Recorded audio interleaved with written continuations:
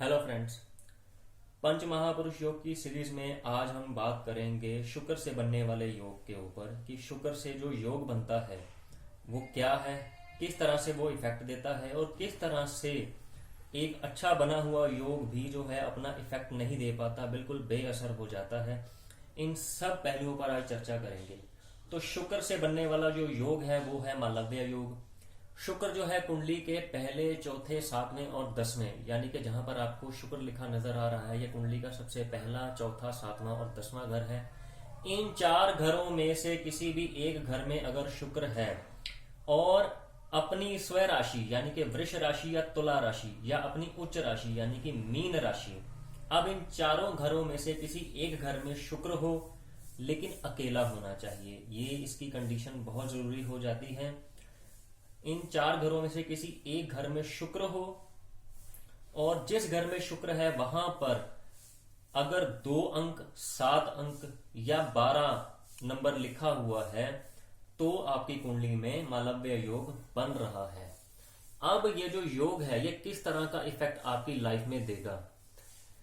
शुक्र जो है एक तरह से लग्जरी का कारक है, रोमांस का कारक है और रॉयल्टी का कारक है कि पर्सन जो है वो दिखने में किस तरह से रॉयल लगेगा, किस तरह का होगा। तो जिन जिन का भी ये मालव्य योग कुंडली में बन रहा है तो एक तो उनका ड्रेस सेंस बहुत जबरदस्त होता है, अपने आप को सजा संवार कर रखना ऐसे लोगों की एक क्वालिटी होती है। रॉयल लाइफ जीना, चाहे जेब में 5 रुपए भी नहीं है लेकिन फिर भी एक रॉयल इंसान की तरह अपने आप को रखना, बिल्कुल अपने आप को नीट एंड क्लीन रखना, ड्रेसअप पूरी तरह से करके रखना, इस तरह की क्वालिटी जो होती है ये मालव्य योग वालों के लोगों में होती है। और हर चीज में एक परफेक्शनिस्ट ढूंढते हैं, परफेक्टनेस ढूंढते हैं। हर चीज में इनको बिल्कुल नीट एंड क्लीन चाहिए, चीजें ब्रांडेड चाहिए, सर से लेके पांव तक इनके पास हर चीज ब्रांडेड होनी चाहिए, ऐसे इनके शौक होते हैं। छोटे मोटे शौक नहीं रखेंगे, महंगे शौक रखेंगे।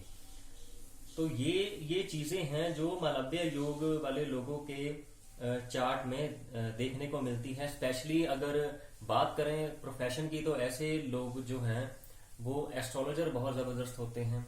डॉक्टर्स जो हैं, लाइफ सेविंग डॉक्टर्स, ऐसे लोग बन सकते हैं, या जुडिशरी की तरफ ऐसे लोग जा सकते हैं जहां पर आपके हाथ में पावर हो किसी को मौत की सजा से बचा लाने की। तो ऐसे लोगों की कुंडली में मालव्य योग देखा गया है। बहुत ज्यादा नेचर लवर भी होते हैं, तपस्या करने वाले होते हैं, खासकर तब जब वो अपने कैरेक्टर पर लगाम लगा के रखें। अगर कैरेक्टर आपका ठीक नहीं है तो मालव्य योग एक वक्त तक आपको इफेक्ट देता है, उसके बाद जिंदगी ऐसी बेरंग कर देता है कि आदमी को यही नहीं पता चलता कि मेरी जिंदगी कहां से कहां आ गई। कुंडली में तो इतने अच्छे योग बने हैं लेकिन मैं तो सड़क पे धूल फांक रहा हूं, ऐसा भी हाल हो जाता है। तो बहुत ही ध्यान से आपको चलना पड़ेगा। अगर आपकी कुंडली में शुक्र जो है वो मालव्य योग बना रहा है तो आपको शुक्र से रिलेटेड जो कारक हैं वो खराब नहीं करने हैं। पत्नी से झगड़ा नहीं आपको करना है, किसी भी फीमेल से आपको बदजुबानी नहीं करनी है। अगर ऐसा करते हैं तो बना बनाया मालव्य योग भी आपको इफेक्ट नहीं दे पाता, क्योंकि जब कारक ही आप ठीक नहीं रखोगे तो उससे मिलने वाला जो इफेक्ट है वो किस तरह से आपको मिल सकता है। तो शुक्र को ठीक रखना, खासकर अपने कपड़े, अपना पहनावा जो है वो आपको ठीक रखना बहुत जरूरी होगा। अपने जूते चमका कर रखिए, आपके जो सॉक्स हैं, अंडर गारमेंट्स हैं, वो फटे हुए नहीं होने चाहिए। जितना आप अपने आप को नीट एंड क्लीन और अच्छे से सजा कर रखेंगे, आपकी कुंडली में बना हुआ मालव्य योग उतना इफेक्ट आपको देता जाएगा। अब ये जो योग है ये आपको इफेक्ट कब नहीं देगा कि आपकी कुंडली में मालव्य योग बन गया, सब कुछ दिख रहा है लेकिन फिर भी आपके जो हाथ हैं वो खाली हैं।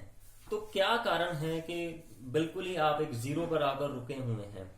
सबसे पहले जो ग्रह आपकी कुंडली में जो योग बना रहा है, यानी कि शुक्र जो है वो मालव्य योग बना रहा है, शुक्र ग्रह पूरा बलवान होना चाहिए, बिल्कुल ही लास्ट डिग्री पर नहीं होना चाहिए।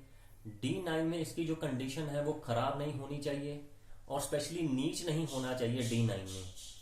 और अगर पंच महापुरुष योग बनाने वाले ग्रह, कोई भी पंच महापुरुष योग बनाने वाले ग्रह हैं, जैसे अगर शुक्र है, शुक्र के साथ अगर सूर्य या चंद्र की युति हो तो आपको उतने अच्छे परिणाम नहीं मिलेंगे कि जितने आपको लगे कि बहुत से एस्ट्रोलॉजर ने आपको बताया है कि आपकी कुंडली में तो मालव्य योग बन रहा है, आपको इस तरह से फल मिलेगा, वैसा फल मिलेगा, ऐसा फल मिलेगा, लेकिन होता कुछ नहीं है। आप खुद ही चेक कीजिए कि शुक्र के साथ कहीं कुंडली में आपके सूर्य या चंद्र की युति तो नहीं है, या शुक्र आपका बलहीन तो नहीं है, D9 में नीच तो नहीं है, या कहीं 6, 8, 12 में भी हो तब भी ऐसे योगों का इफेक्ट जो है वो बहुत कम मिलता है।